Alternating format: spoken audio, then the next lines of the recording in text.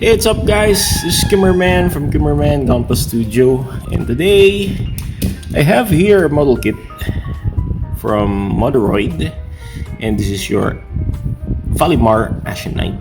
And my dog here wants to fight with Valimar, and Valimar is already on his attack pose, and my dog is bagong gupit. So let's talk about this Valimar Ashen Knight, and I really like the appearance of this knight, especially the color.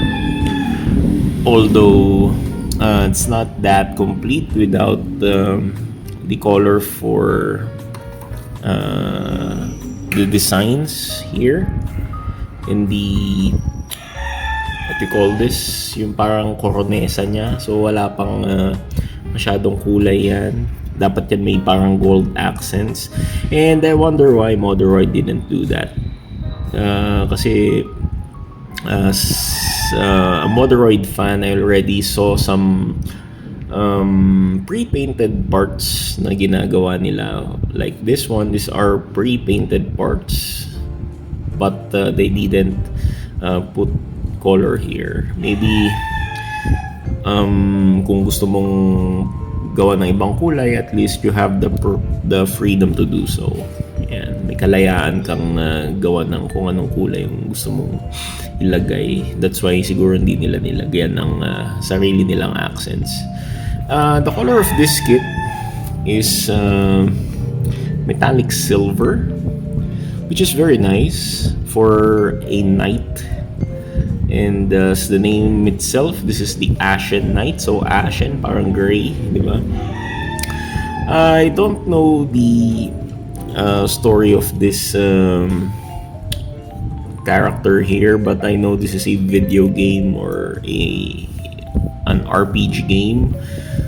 But I watched some anime clips about this, and this is nice. The anime is really nice. I like the concept that this is being piloted or controlled by a character, and it's like yung sa Magic Knight Raider na model.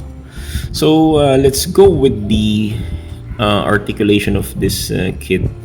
So this kit has a decent articulation, but as we know, Modoroid is a bit scary plastic to deal with. Actually, nakakatakot laruin ng mga Modoroid kits kasi medyo may pagka-brittle ang kanilang mga plastic. Yung mga early releases, and this is one of the early releases, yung mga 2022 below.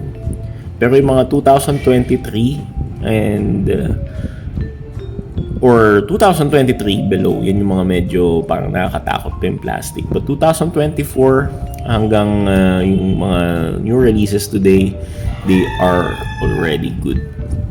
So ito nga, I'm trying to put it on the normal mode or the normal stance like this. So yan, may pagka-stiff yung kanyang mga joints kasi tagal ko rin itong hindi nalaro. Yan, tagal kong hindi na play yung kanyang mga joints dito. Okay, so dito sa kanyang yan. Okay, like this. Yan, sa head part niya, yan, baba ka muna nga, doggy. Yan yung aso ko, bababayin ko muna. Yan, baba ka muna. So head part niya is it can rotate from side to side. Yan, pero hindi siya makakapag 360 because of yung kwelyo niya, kasi nga medyo maharangan yung kanyang baba, kanyang chin. Dito naman sa shoulders, it can move outward and inward like this. So pero limited siya, hindi siya masyadong malawak yung range. Tapos it can do somehow hindi siya pwede mag 360 dahil dito sa shoulder armor niya. So hanggang dito lang yung kaya niyang erase. And dito naman sa palikod hanggang dito lang din. Okay. Ayun, pwede natin siyang gawing 360 pero tumatama din siya. Ayun, okay. So there it can do 360 spin. And for the elbow, sa elbow niya is hindi masyado dahil dito sa structure na to. So medyo tricky siya. Make sure ibaba mo muna ito. Tapos saka mo siya itong flap na to ibaba mo. Then saka mo siya i-bend dahan-dahan. Okay, yan. Para makapag-bend siya up to this point. So ano lang siya, 90 degrees angle lang. And of course yung hand, yung kamay niya, I replaced it with Dallin decal hands, yung articulated hands. Ayan. So this is ball joint also. Yung stock hand niya is ball joint. Then dito sa waist, it can somehow medyo tricky dito sa waist niya, pero ingat sa pag-twist nito kasi baka matamaan mo yung structure na to sa flap niya, baka mabalik. So medyo medyo brittle yung plastic diyan. So yan, hindi ko na lang siya iikot, pero the waist can somehow turn. Yan. Kaso dito lang siya sa upper abdomen dito. Pero dito sa lower, cannot do rotation kasi medyo stiff na yung plastic. Dito sa legs, sa thighs, yan, it can split, do some split here, but ito nga medyo tricky din dito sa part na to. Ingat, huwag magkatamaan dito sa may forearm kasi baka mabali mo yan. And the thigh can rotate somehow like this, and it can kick forward up to this high. Yan, mataas ang kanyang kick. And it can kick backwards up to this far. Yan. Yan. Kasi wala siyang side skirt or wala siyang butt skirt and front skirt. Kanyang front skirt lang nandito sa may parang bahag. Yan. Sa knees niya, ingat dito sa knees kasi medyo malutong din yung plastics dyan or stiff. So ayan, pwede siya mag-bend up to this far. Okay. And dito naman sa paa, it can move. And yung plantar extend and flex. Ganito lang siya. But it can swivel side to side like that kasi ball joint siya Ayan. Ball jointed. Sa weapons, wala naman siyang ibang weapons aside dito sa sword na to. Ang ganda ng sword niya actually. So what I did is I drilled a hole and put some peg para makapasok dito sa kamay niya. And ayan, secured na yung sword niya kahit i-shake nyo pa yan. Diba? This kit is very nice and poseable, but just be careful with the sharp edges kasi siya, maaaring makatusok, and at the same time pag tumama sa ibang parts magkabali-bali din siya. Yan. Medyo tricky lang yung mga pagbe-bend dito sa part na to. Yan.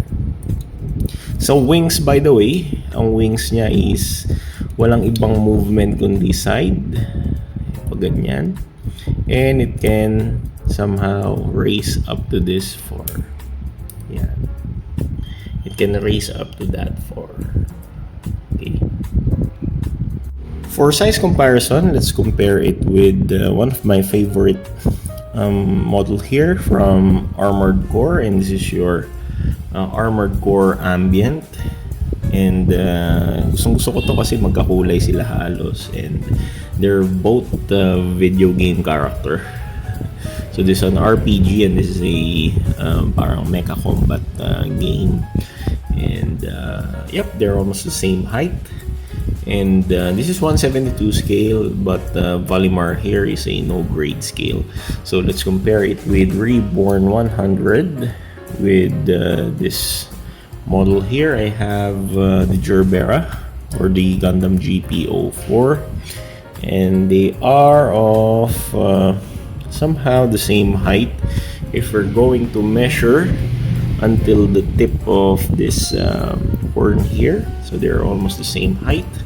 And let's compare it with other Reborn 100 kits. Small scale here, although 1/100 scale siya, still maliit siya. Maliit si Gone Easy, so matangkad pa rin si Valimar. And for other size here, Master Grade Gundam Wing, Proto Zero. Okay. So they're almost the same height. So magkasing tangkad sila ni Wing Proto Zero. And if we're going to compare it with other Moderoid lines here, I have the Chendolimbo. So they are of the same height as well. Since Chendolimbo here is 18 centimeters, and also Valimar is 18 centimeters if we're not to include the point or the tip here. But if we're going to include this, I think 19 centimeters. Okay, so thank you very much for watching this review of Moderoid model kit from Trails of Cold Steel, Valimar the Ashen Knight. Thank you. Sayonara. Auf Wiedersehen. Masalama. Paalam sa inyong lahat.